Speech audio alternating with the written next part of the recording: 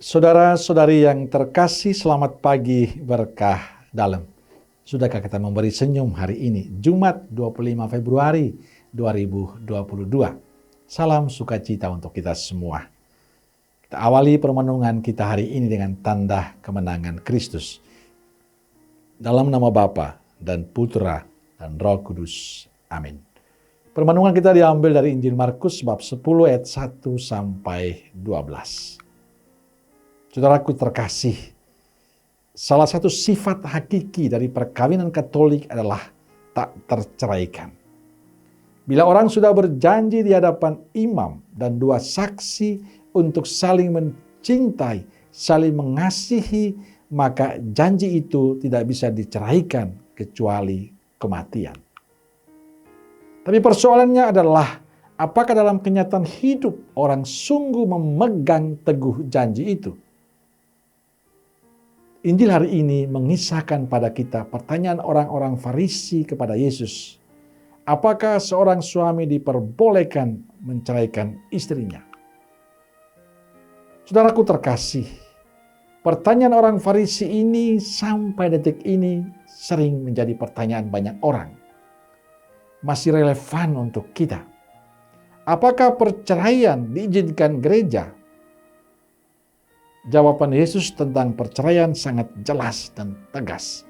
Justru karena ketegaran hatimu, maka Musa memberi izin bercerai dengan membuat surat talak. Sebab dari awal mula Allah menjadikan mereka pria dan wanita. Sebab itu pria akan meninggalkan ayah dan ibunya dan bersatu dengan istrinya, sehingga keduanya menjadi satu daging.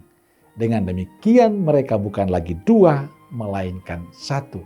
Karena itu, apa yang telah dipersatukan Allah tidak boleh diceraikan manusia. Jelas. Yesus mengatakan tidak boleh diceraikan manusia. Apa yang telah dipersatukan Allah tidak boleh diceraikan manusia. Yesus menegaskan bahwa perkawinan tidak dapat diceraikan. Sebab itu adalah kehendak Allah dari semula.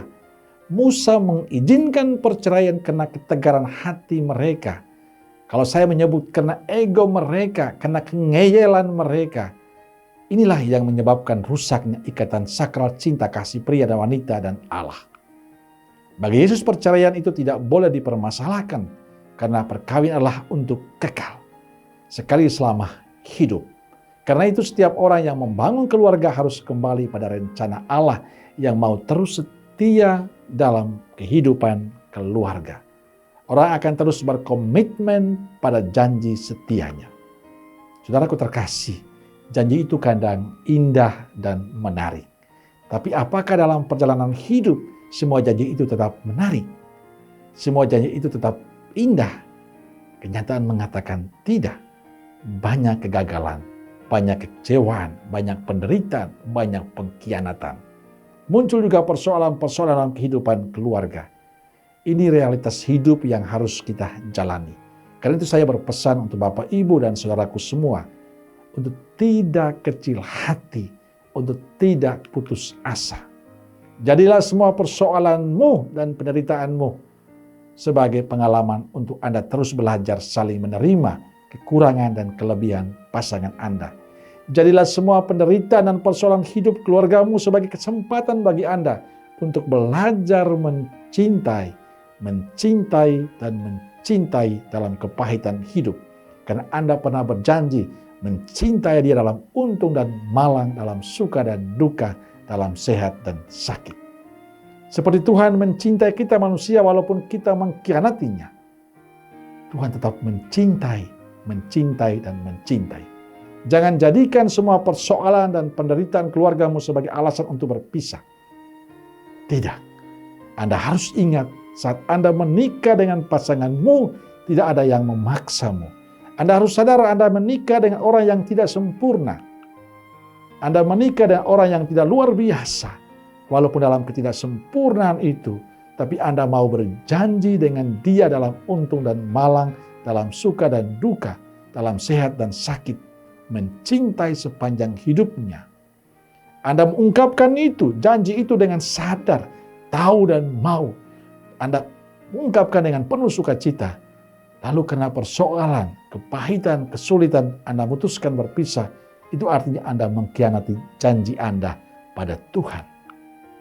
Saudaraku terkasih, persoalan itu tidak hanya Anda alami sendiri. Hidup Yesus juga penuh dengan kesulitan dan penderitaan. Hanya lewat semua penderitaan dan kesulitan itu, orang akhirnya menikmati sukacita Tuhan. Maka saya ingin berpesan pada saudaraku semua, tetaplah setia dalam perkawinan Anda. Terimalah pasanganmu apa adanya seperti yang Anda janjikan dulu. Teruslah berkomunikasi dengan pasanganmu. Jangan sekali-kali menyakiti pasanganmu dengan cara apapun. Dan belajarlah jujur dengan pasanganmu. Tentu semuanya itu didasari oleh pasrahan Anda. Berserah diri pada Tuhan yang telah mempertemukan Anda. Dan biarkan dalam kesulitan hidupmu, Tuhanlah yang akan menemani Anda. Dan akhirnya saya ingin berpesan, belajarlah untuk terus mencintai dan mencintai keluargamu. Amin. Semoga Allah yang Maha Kasih memberkati saudaraku sekalian, Bapa, Putra, dan Roh Kudus. Amin. Keluarga Kudus Nazaret, doakanlah kami. Amin. Berkah dalam.